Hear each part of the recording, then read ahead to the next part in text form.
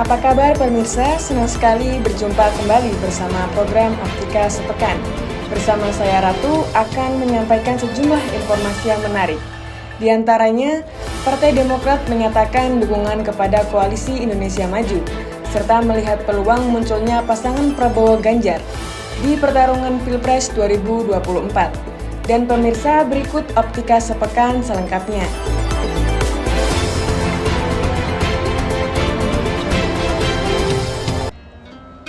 Susilo Bambang Yudhoyono yang juga Ketua Majelis Tinggi Partai menyatakan diri mendukung Koalisi Indonesia Maju.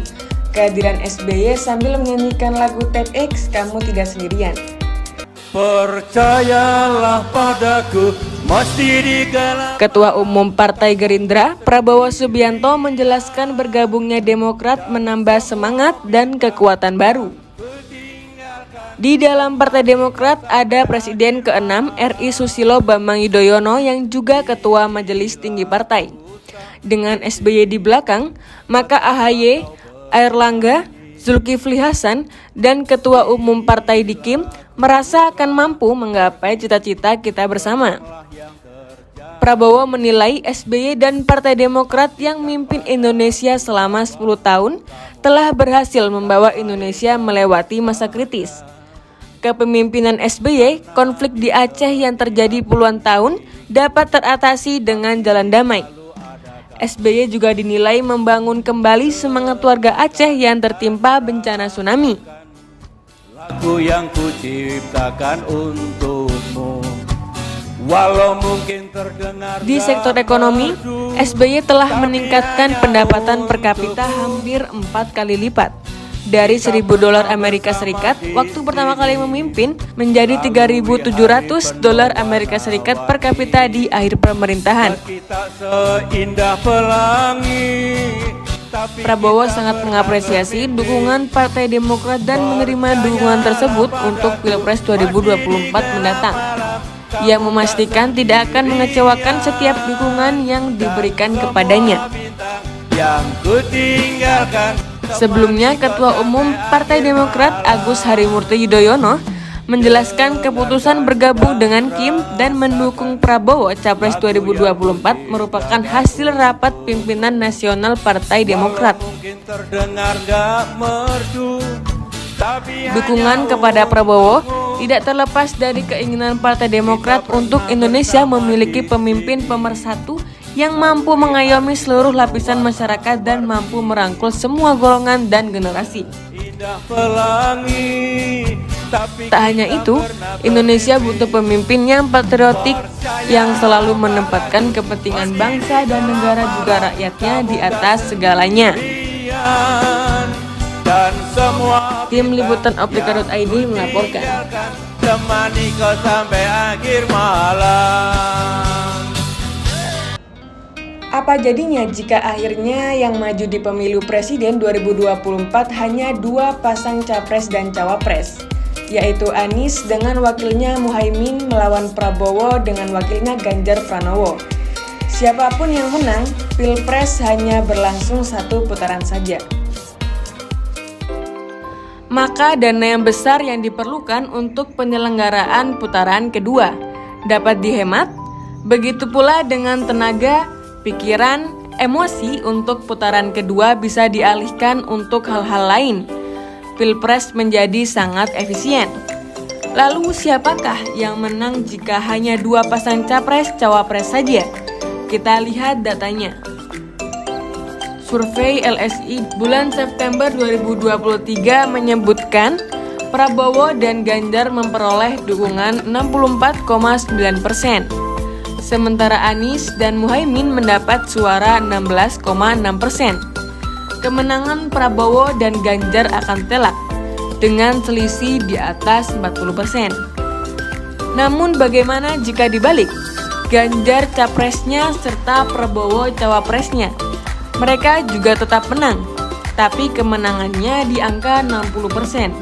Sementara Anies dan Muhaimin memperoleh 20,6%. Memang masih kemenangan telak. Namun mungkinkah Ganjar bersedia mengalah menjadi cawapres saja? Jika kalkulasinya semata-mata rasional, itu mungkin. Kemenangan Prabowo sebagai capres jauh lebih telak ketimbang kemenangan Ganjar sebagai capres. Namun pemilu presiden adalah peristiwa politik. Kalkulasinya adalah kalkulasi politik yang berbeda cara menghitungnya. PDIP misalnya pasti merasa partai yang terbesar. Partai ini tak ikhlas jika calonnya, kadernya, petugas partainya hanya menjadi cawapres saja. Ganjar sendiri mengakui bahwa politik itu sebelum ditetapkan oleh KPU. Semua peluang bisa terjadi. Selain Ganjar, Ketua DPP PDIP Puan Maharani juga turut menanggapi. Dia menyebut akan melihat dinamika perpolitikan selama 1 bulan ke depan. Kita lihat lagi bagaimana dinamikanya selama 1 bulan ini. Apakah kemudian bisa terjadi atau tidak terjadi? Sebab semua partai punya kalkulasinya. Saat ini komunikasi dengan Partai Gerindra masih terjalin. Tapi sekali lagi sebelum pendaftaran Capres-Cawapres ditutup KPU pada 25 November, maka segala hal masih mungkin saja terjadi. Tim Liputan Optika.id melaporkan. Setelah Partai Demokrat angkat kaki dan lebih memilih dukungan ke Prabowo, ternyata kehadiran PKB langsung membawa angin segar untuk pasangan Amin. PKB dianggap lebih potensial menghadirkan dukungan dari kalangan Nahdliyin di Jawa Timur. Jadwal pendaftaran calon presiden tinggal sebulan lagi, mulai 19 Oktober sampai 25 November. KPU membuka kesempatan bagi partai politik dan gabungan partai politik untuk mendaftarkan secara resmi pasangan calon presiden dan calon wakil presiden yang akan diusung. Dalam sejarah pemilihan sebelumnya, koalisi parpol memilih mendaftar di injury time. Mereka pasti punya kalkulasi politik. Tawar-menawar juga tak terhindarkan, sebab politik merupakan soal siapa mendapatkan apa, kapan, dan bagaimana. Yang menjadi menarik perhatian baca pres Anies Baswedan sudah mengumumkan bacawa presnya sejak awal, yaitu Muhaimin Iskandar. Di saat baca pres lain masih galau, koalisi perubahan sudah curi start. Apakah keputusan ini menjadi keuntungan yang akan membuat mereka di atas angin, atau justru sebaliknya? Gejolak memang langsung terjadi saat Anies memilih Caimin. Partai Demokrat bergegas angkat kaki. Namun kehadiran PKB sebagai pengganti Partai Demokrat telah membawa angin segar. PKB dianggap lebih potensial menghadirkan dukungan dari kalangan Nahdliyin. Sejak deklarasi di Surabaya itu, tim sukses lebih leluasa bergerak, memetakan isu serta wilayah yang akan digarap untuk mendulang suara. Sementara koalisi lain yang memilih mendaftar di injury time tentu tidak punya waktu untuk bekerja dan konsolidasi. Setelah Amin dideklarasikan, publik kini menanti-nanti dengan siapa Prabowo Subianto dan Ganjar Pranowo akan maju. Meskipun Partai Demokrat menyatakan dukungannya kepada Prabowo, belum tentu juga Agus Harimurti Yudhoyono kebagian tempat sebagai bacawa pres dan koalisi barunya tersebut. Rupanya Partai Demokrat sudah mulai sadar bahwa sebagai pendatang baru harus ikut antri mendapat perhatian. Sebab sebelumnya sudah lebih dulu bergabung Partai Golkar, PAN, dan PBB. Saat sebelum mendaftar ke KPU, Anies Baswedan memang punya nilai elektabilitas paling rendah dibanding Prabowo dan Ganjar. Akan tetapi tidak bisa dipungkiri sesuatu bisa berubah. Posisi Anies dianggap paling jelas dan tegas berhadapan dengan rezim, sehingga memungkinkan suara arus bawah yang tidak kebagian kue pembangunan bisa terserap untuk pasangan Amin. Tim Liputan Optika.id melaporkan.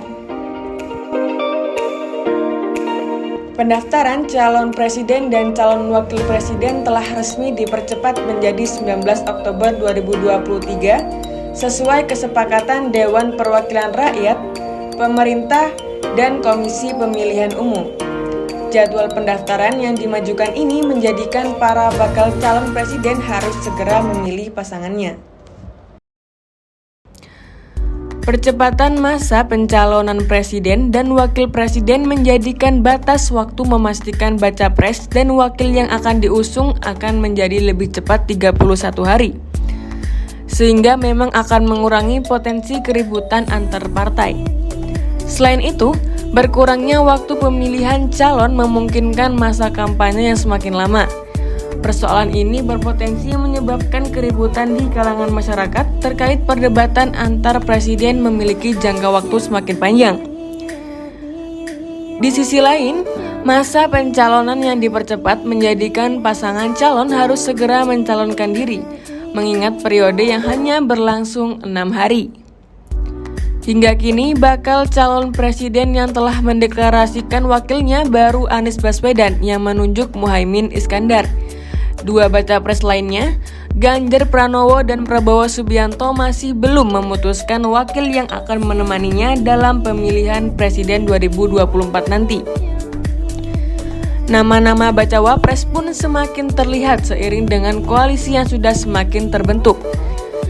Ketua DPP PDIP Puan Maharani menyebut peluang AHY dan Ridwan Kamil dipastikan pupus alias tidak akan menjadi pendamping Ganjar di Pilpres 2024 mendatang. Ada beberapa nama lain yang masih menjadi opsi.